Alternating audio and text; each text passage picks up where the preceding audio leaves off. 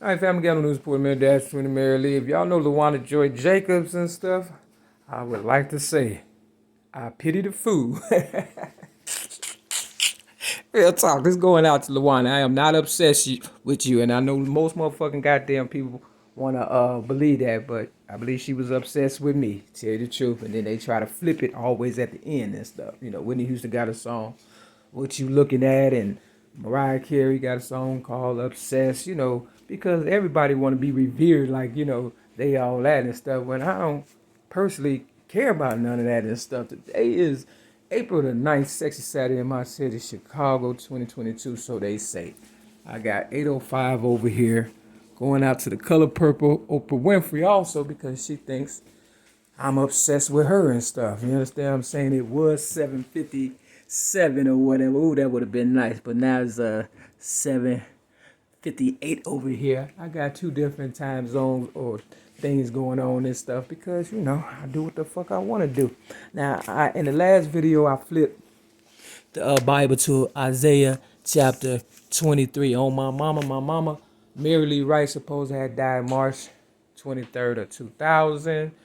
My ex-girlfriend LaWanda and my so-called best friend Dwayne Lewis went to the funeral. You understand what I'm saying? We got a little history, but no longer are we friends or whatever because, you know, people don't know a real friend when they see one, put it like that. So LaWanda, you know, I just want to know, you know, how did you know how much money I made from Clark Mall? You understand what I'm saying? I never told you. And I never got in your business like that and stuff, real talk.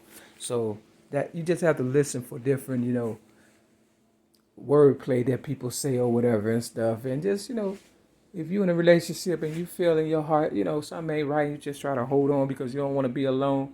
Look, get the fuck out, like the movie Get Out. You understand why you can and stuff. You know what I'm saying? Because these motherfuckers is crazy and shit. You might have to pop a nigga before it's over with. Now, you see the snow outside. Now, I didn't want my Social Security check in 1995 when they railroaded me because they knew my real potentials or whatever and stuff. You understand what I'm saying? Of being humanitarian, if anything, okay? I know you don't want me to be anything, but, you know, whatever you think of me and stuff. Long story short, they didn't want me to be that either.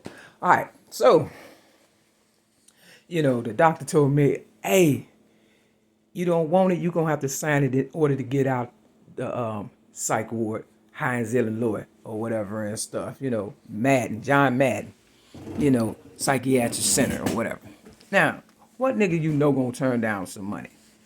Me being the originator of rap music, an entrepreneur, independent all my life, for real, for real. Why would I want to turn down some money? That lets you know I'm not the gold digger. But because the so-called doctor told me I can't get out because they want to label me crazy, right? But nowadays, to this day, they don't want me to have my Social Security. They trying to take it away now. You understand what I'm saying? Trying to put some trumped up charges on it, on me, trying to make it seem some weird kind of way and shit so they can, you know, get all my legacy and all that in my social. It's all mine. But at the time, I didn't want to be labeled crazy or whatever. So he said, you can't get out the hospital unless you sign off on it and shit. And, you know, I was like, cool, no problem. If you know, I did the videos with, called Oprah 1, 2, 3, and 4. And I show you the original letter that I sent to Oprah in 1995, trying to get on the show because I had gave on my child abuse rap in 1984 at the age of 17. And, you know, she had used it up with the color purple and all that. And she went out of business on my birthday, May 25th. Why would she do that? To provoke me to anger and stuff. I'm not an angry person. I'm just a person that's trying to tie up loose ends. So for the ones out there who going off and more motherfuckers is in prison and dead because of pussy, lies, booty, you understand what I'm saying, and money. Real fucking talk. So, you know, don't get tricked into the trappings of these motherfuckers and shit. Long story short, I signed off on it to get the fuck out, right? The psych ward. But they backdated the paperwork to make it seem as though I was crazy because I gave Oprah my my letter in 1995. I think it was either December the 26th, 1995, or October 26th, one or the other. I can't remember, but I'm gonna look in the I'm gonna, put the video Oprah in here and it'll tell it whatever, and I'll screenshot it or whatever and shit. But that I usually write when I write hand letters, I write twice and stuff, and write it once, running it down, and then write it over and stuff. And they didn't know I had kept a copy of it. Right now, I put it on video, and of course, they're gonna be like, oh, but y'all know what time it is. If you're a real MAERE-MAK or MAERE, straight up. So they was trying to discredit me, make it seem like I was crazy because I didn't have no record or nothing. Like Tupac said, I didn't have a record until I made a record. You know what I'm saying? That shit is real. You understand what I'm saying? Real fucking talk. So they knew my potentials and they wanted to, discredit me, and everybody was in on it and stuff. Real talk. Just like the motherfuckers at the building right here.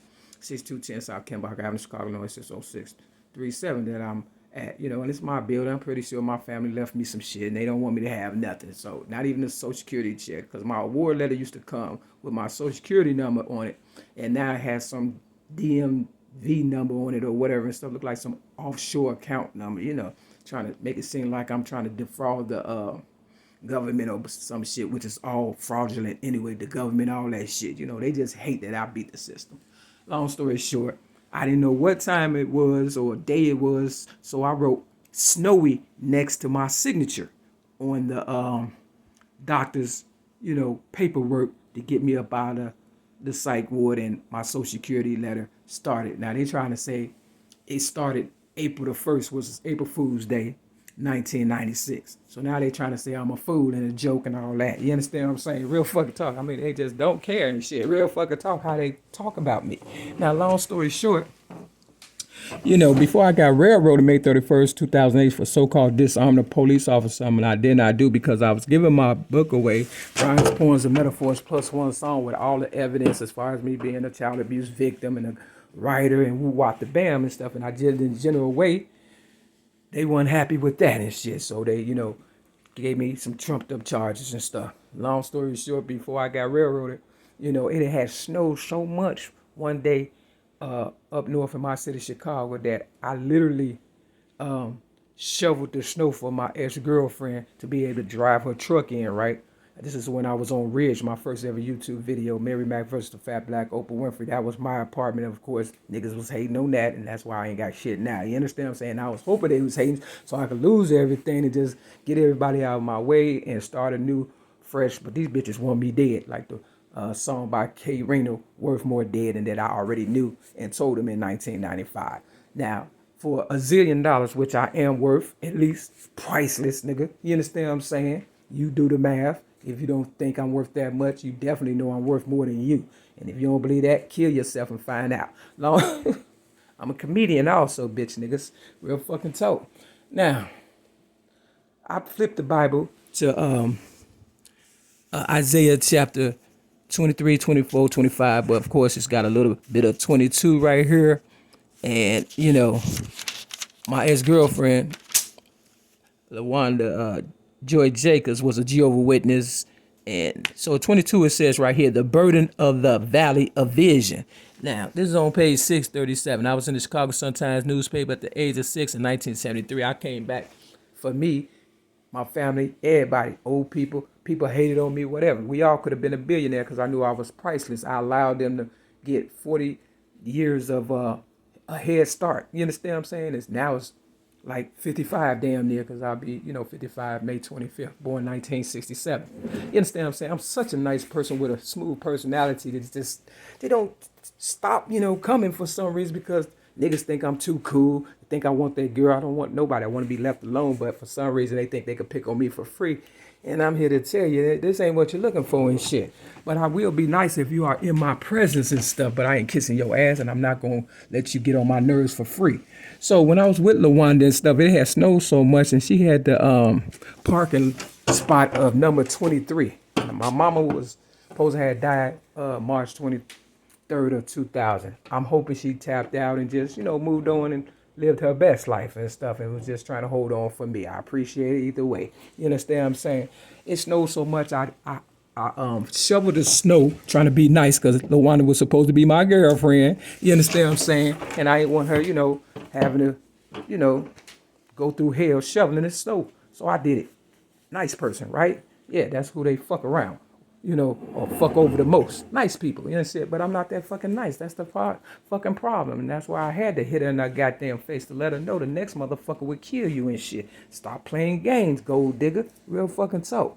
I ain't saying she a gold digger. She ain't fucking with no broke nigga. They saying, hey, don't leave before the miracle happen and shit. Real fucking talking. I guess she thought I wasn't worth that much after all this shit. Or I was worth more dead to her than alive. And they probably promised her, you know, a whole lot of stuff because she had some problems and stuff. And I knew that as well. I know how to do my motherfucking goddamn story.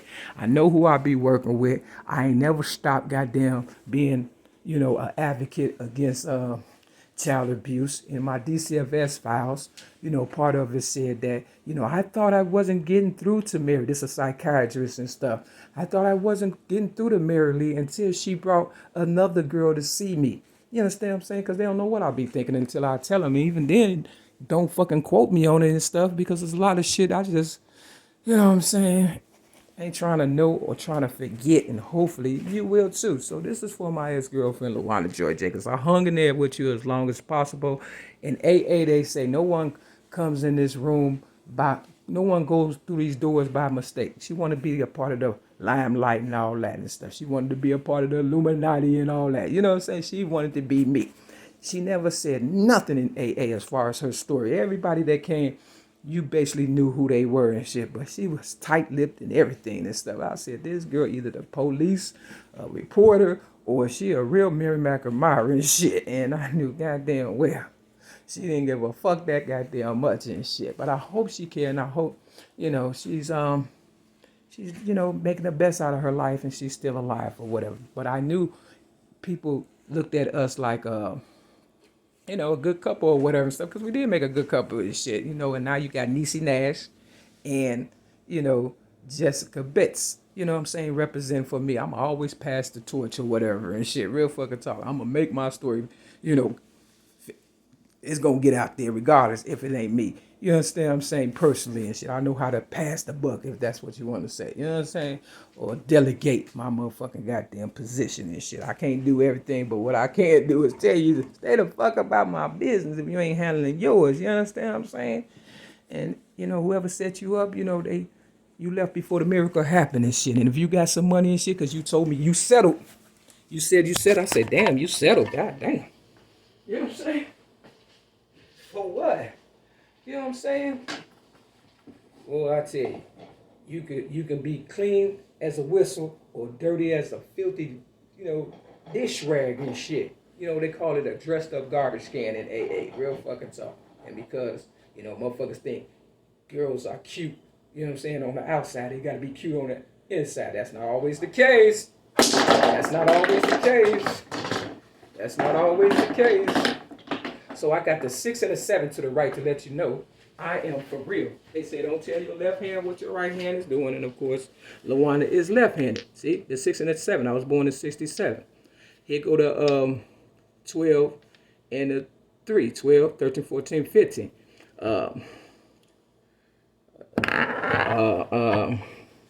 Martin Luther King, a.k.a. Michael, that's his real name.